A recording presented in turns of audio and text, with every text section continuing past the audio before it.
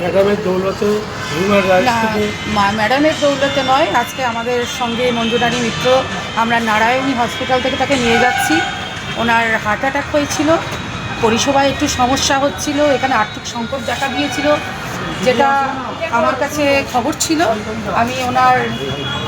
আমি নারায়ণীতে এসে সেই পরিষেবাটা আমি দিতে পেরে নিজেকে গর্বিত মনে করছি। এমনকি আমি চাই সাধারণ মানুষ এই যে আর্থিক সংকটের জন্য যে পেশেন্ট পার্টি, মঞ্জুরানীর মতন এরকম অনেক পেশেন্ট পার্টি এখানে আছে যারা আর্থিক সংকটে ভুগছে, নারায়ণী থেকে যারা আগামী দিন যাতে এই সেবাটা বা পায়, আমি সেটাই হিউম্যান রাইটসের তরফ থেকে আমি রাজ্য সরকারের কাছে আবেদন রাখবো আগামী দিন, যাতে কোনোরকম এইভাবে সামাজিকভাবে মানুষ আর্থিক সংকটে যেন নারায়ণী থেকে কোনো পেশেন্ট ফিরে না যায়।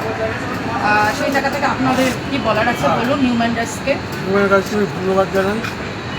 আপনি পরিষেবা পেয়েছেন আপনার মায়ের জন্য, যে আর্থিক সংকটে আপনারা মাকে নিয়ে যেতে পারছেন না, সেই সমস্যার সমাধান হয়েছে এই মঞ্জুরানী মিত্রর বিল, যেটা হিউম্যান রাইটসের তরফ থেকে সহযোগিতা করে লড়াই বলতে পারেন, পরিষেবা পাওয়া গেল, নাহলে পেশেন্ট নেওয়া এদের পক্ষে দুঃসাধ্য হয়ে গেছিলো। এবং ওনার ছবিও আপনারা আজকে দেখতে পাচ্ছেন।